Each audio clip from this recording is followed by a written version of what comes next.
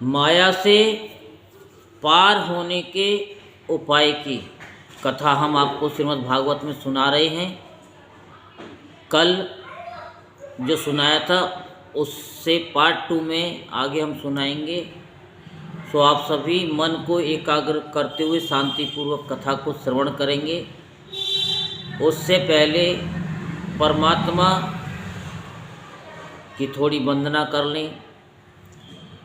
गुरुर्ब्रह्मा गुरुर्विष्णु गुरुर्देवो महेश्वरः गुरुर्साक्षात् परब्रह्म तस्मै श्री गुरुवे नमः।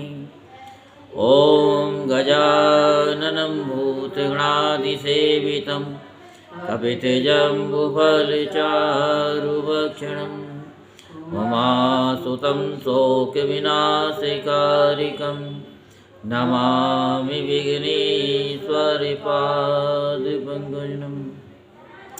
सच्चिदानन्दरूपाय विश्वोत्पत्त्यादिहेतवे तापत्रे विनाशाय श्रीकृष्णाय वयं नमः।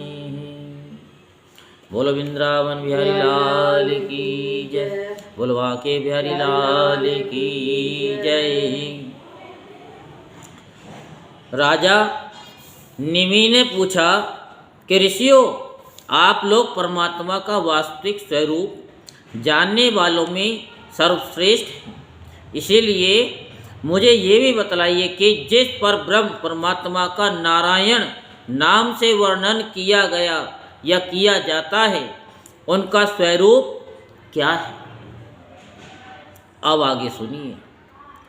अब 5वें योगीश्वर पिपलायन जी ने कहा, राजन, जो इस संसार की उत्पत्ति, स्थिति और प्रलय का निमित्त कारण और उपादान कारण दोनों ही हैं, बनने वाला भी है और बनाने वाला भी है, परंतु स्वयं कारण रहित है, जो सपन, जागृत और सुषुप्ति अवस्थाओं में उनके साक्षी के रूप में विद्यमान रहता है, और उनके अतिरिक्त समाधि में भी जो का तो एक रस रहता है, जिसकी सत्ता से ही सत्तावान होकर शरीर, इंद्रिय, प्राण और अंतःकरण अपना अपना काम करने में समर्थ होते हैं।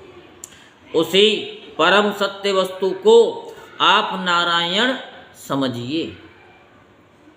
जैसे चिंगारियाँ न तो अग्नि को प्रकाशित ही कर सकती हैं और न जला ही सकती हैं, वैसे ही उस परम तत्व में, आत्म स्वरूप में न तो मन की गति है और न वाणी की। नेत्र उसे देख नहीं सकते और बुद्धि सोच नहीं सकती। प्राण और इंद्रियां तो उसके पास तक नहीं फटक पाती। नेति नेति इत्यादि श्रुतियों के शब्द भी वह ये है, इस रूप में उसका वर्णन नहीं कर सकती, बल्कि उसको बोध कराने वाले जितने भी साधन हैं, उनका निषेध करके तात्पर्य रूप से अपना मूल निषेध का मूल लक्षित करा देते हैं। क्योंकि यदि निषेध के आधार की आत्मा की सत्ता न तो निषेध कौन कर रहा है, निषेध की वृत्ति किसमें है, इन प्रश्नों का कोई उत्तर ही न रहे। निषेध की ही सिद्धि न हो। जब सृष्टि नहीं थी तब केवल एक वही था। सृष्टि का निरूपण करने के लिए उसी को त्रिगुण सत रज तम में प्रकृति कहकर वर्णन किया गया। फिर उसी को ज्ञान प्रधान होने से महतत्व, क्रिया प्रधान होने से सूत्रात्मा और जीव की उपाधि से अहंकार के रूप में वर्णन किया गया। वास्तव में जितनी भी शक्तियां हैं, चाहे वे इंद्रियों के अधिष्ठात्र देवताओं के रूप में हो, चाहे इंद्रियों के उनके विषयों के अथवा विषयों के प्रकाश के रूप में हो, सब का सब है ब्रह्म ही है। क्योंकि ब्रह्म की शक्ति अनंत है। कहाँ तक कहूँ, जो कुछ दृश्य अदृश्य, कार्य कारण, सत्य और असत्य है, सब कुछ ब्रह्म है। इनसे परे जो कुछ है वह भी ब्रह्म ही है। वह ब्रह्म स्वरूप आत्मा न तो कभी जन्म लेता है और न मरता है। वह न तो बढ़ता है और न ही घटता ही है। जितने भी परिवर्तनशील पदार्थ हैं, चाहे वे क्रिया, संकल्प और उनके अभाव के रूप में ही क्यों न हो, सबकी भूत, भविष्यत और वर्तमान सत्ता का वह साक्षी है। सब में है, देश काल और वस्तुतः अपरिच्छिन्न है, अविनाशी है। वह उपलब्धि कराने वाला अथवा उपलब्धि का विषय नहीं है, केवल उपलब्धि स्वरूप, ज्ञान स्वरूप है। जैसे प्राण तो एक ही रहता है, परंतु स्थान भेद से उसके अनेक नाम हो जाते हैं, वैसे ही ज्ञान एक होने पर भी इंद्रियों के सहयोग से उसमें अनेकता की कल्पना हो जाती है। जगत में 4 प्रकार के जीव होते हैं। अंडा फोड़कर पैदा होने वाले पक्षी, सांप आदि, और नाल में बंधे पैदा होने वाले पशु, मनुष्य, धरती फोड़कर निकलने वाले सूक्ष्म जो वृक्ष, वनस्पति, और पसीने से उत्पन्न होने वाले खटमल आदि। इन सभी जीव शरीरों में प्राण शक्ति जीव के पीछे लगी रहती है। शरीरों के भिन्न भिन्न होने पर भी प्राण एक ही रहता है। सुषुप्ति अवस्था में जब इंद्रियां निश्चेष्ट हो जाती हैं, अहंकार भी सो जाता है, लीन हो जाता है, अर्थात लिंग शरीर नहीं रहता। उस समय यदि कूटस्थ आत्मा भी न हो तो इस बात को पीछे से स्मृति ही कैसे हो कि मैं सुख से सोया था। पीछे होने वाली ये स्मृति ही उस समय आत्मा के अस्तित्व को प्रमाणित करती है।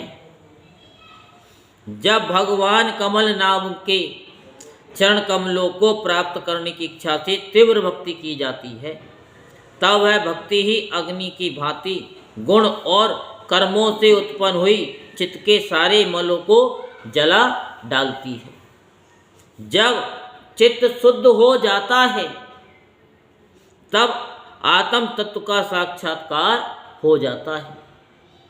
जैसे नेत्रों के विकार हो जाने पर सूर्य के प्रकाश की प्रत्यक्ष अनुभूति होने लगती है। राजा निमि ने पूछा, योगेश्वरो, अब आप लोग हमें कर्म योग का उपदेश कीजिए, जिसके द्वारा शुद्ध होकर मनुष्य शीघ्र परम निष्क्रिय अर्थात कर्तव्य कर्म और कर्म फल की निवृत्ति करने वाला ज्ञान प्राप्त करता है। एक बार यही प्रश्न मैंने अपने पिता महाराज इक्ष्वाकु के सामने ब्रह्मा जी के मानस पुत्र सनकादि ऋषियों से पूछा था, परंतु उन्होंने सर्वज्ञ होने पर भी मेरे प्रश्न का उत्तर न दिया। इसका क्या कारण था, कृपया करके मुझे बतलाइए।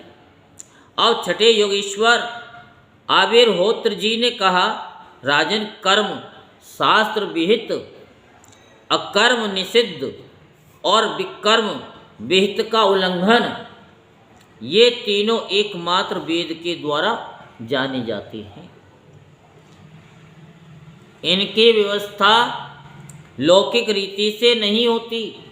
वेद अपरोक्ष है, ईश्वर रूप है, इसलिए उनके तात्पर्य का निश्चय करना बहुत कठिन है। इसी से बड़े बड़े विद्वान भी उनके अभिप्राय का निर्णय करने में भूल कर बैठते हैं। इसी से तुम्हारे बचपन की ओर देखकर तुम्हें अनादकारी समझकर सनकादि ऋषियों ने तुम्हारे प्रश्न का उत्तर नहीं दिया था। यह वेद परोक्षवादात्मक, जिसमें शब्दार्थ कुछ और मालूम दें और तात्पर्य यानी तात्पर्यार्थ कुछ और ही हो, उसे परोक्षवादी कहते हैं। ये कर्मों की निवृत्ति के लिए कर्म का विधान करता है। जैसे बालक को मिठाई आदि का लालच देकर औषध खिलाते हैं, वैसे ही ये अनभिज्ञों को स्वर्ग आदि का प्रलोभन देकर श्रेष्ठ कर्म में प्रवृत्त करता है। जिसका ज्ञान निवृत्त नहीं हुआ है, जिसकी इंद्रियां बस में नहीं है, वह यदि मनमाने ढंग से वेदोक्त कर्मों का परित्याग कर देता है तो वह विहित कर्मों का आचरण न करने के कारण विकर्म रूप अधर्म ही करता है। इसलिए वह मृत्यु के बाद फिर मृत्यु को प्राप्त होता है। इसलिए फल की अभिलाषा छोड़कर और विश्वात्मा भगवान को समर्पित कर जो वेदोक्त कर्म का ही अनुष्ठान करता है, उसे कर्मों की निवृत्ति से प्राप्त होने वाली ज्ञान रूप सिद्धि मिल जाती है। जो वेदों में स्वर्गादि रूप फल का वर्णन है, उसका तात्पर्य फल की सत्यता में नहीं है। वह तो कर्मों में रुचि उत्पन्न कराने के लिए है। राजन, जो पुरुष चाहता है कि शीघ्र से शीघ्र मेरे ब्रह्म स्वरूप आत्मा की हृदय की ग्रंथि में और मेरे की कल्पित गांठ खुल जाए, आत्मा की हृदय ग्रंथि में और मेरे की कल्पित जो कल्पना है गांठ खुल जाए, उसे चाहिए कि वे वैदिक और तांत्रिक दोनों ही पद्धतियों से भगवान की आराधना करें। पहले सेवा आदि के द्वारा गुरुदेव की दीक्षा प्राप्त करें, फिर उनके द्वारा अनुष्ठान की विधि सीखे। अपने को भगवान की जो मूर्ति प्रिय लगे, अभिष्ट जान पड़े, उसी के द्वारा पुरुषोत्तम भगवान की पूजा करें। पहले स्नान आदि से शरीर और संतोष आदि से अंतःकरण को शुद्ध करें। इसके बाद भगवान की मूर्ति के सामने बैठकर प्राणायाम आदि के द्वारा भूत शुद्धि नाड़ी शोधन करे। तत्पश्चात विधि पूर्वक मंत्र देवता आदि के न्यास से अंग रक्षा करके भगवान की पूजा करें। पहले पुष्प आदि पदार्थों का जंतु आदि निकालकर पृथ्वी को सम्मार्जन आदि से अपने को अवग्रह होकर और भगवान की मूर्ति को पहले ही की पूजा के लगे हुए पदार्थों के लक्षण आदि से पूजा योग्य बनाकर फिर आसन पर मंत्रोच्चारण पूर्वक जल छिड़काव पाद अर्घ आदि पात्रों को स्थापित करें। तदंतर एकाग्रचित होकर हृदय में भगवान का ध्यान करके फिर उसे सामने की श्री मूर्ति में चिंतन करें। तदंतर हृदय सिर शिखा हृदय नमे सिर से स्वाहा इत्यादि मंत्रों से न्यास करें और अपने इष्ट देव के मूल मंत्र के द्वारा देश काल आदि के अनुकूल प्राप्त पूजा सामग्री से प्रतिमा आदि में अथवा हृदय में भगवान की पूजा करें। अपने अपने उपास्य देव के विग्रह की हृदय आदि अंग अयोध्यादि उपांग और पार्षदों सहित उसके मूल मंत्र द्वारा पाद अर्घ आचमन मधुपर्क स्नान वस्त्र आभूषण गंध पुष्प दधि अक्षत के। श्री विष्णु भगवान की पूजा में अक्षतों का प्रयोग केवल तिल कलंकार में ही करना चाहिए, पूजा में नहीं। तिलक, माला, धूप, दीप और नैवेद्य आदि से विधिवत पूजा करें तथा फिर स्तोत्रों द्वारा स्तुति करके सपरिवार भगवान श्री हरि को नमस्कार करें। अपने आप को भगवान में ध्यान करते हुए ही भगवान की मूर्ति का पूजन करना चाहिए। निर्माल्य को अपने सिर पर रखें और आदर के साथ भगवत विग्रह को यथा स्थान स्थापित कर पूजा समाप्त करनी चाहिए। इस प्रकार जो पुरुष अग्नि, सूर्य, जल, अतिथि और अपने इष्ट में आत्म रूप श्री हरि की पूजा करता है वह शीघ्र ही मुक्त हो जाता है। बोल वृंदावन बिहारी लाल की जय, बोल बांके बिहारी लाल की जय। जय श्री राधेश्याम, जय जय श्री राधेश्याम, जय जय श्री राधेश्याम।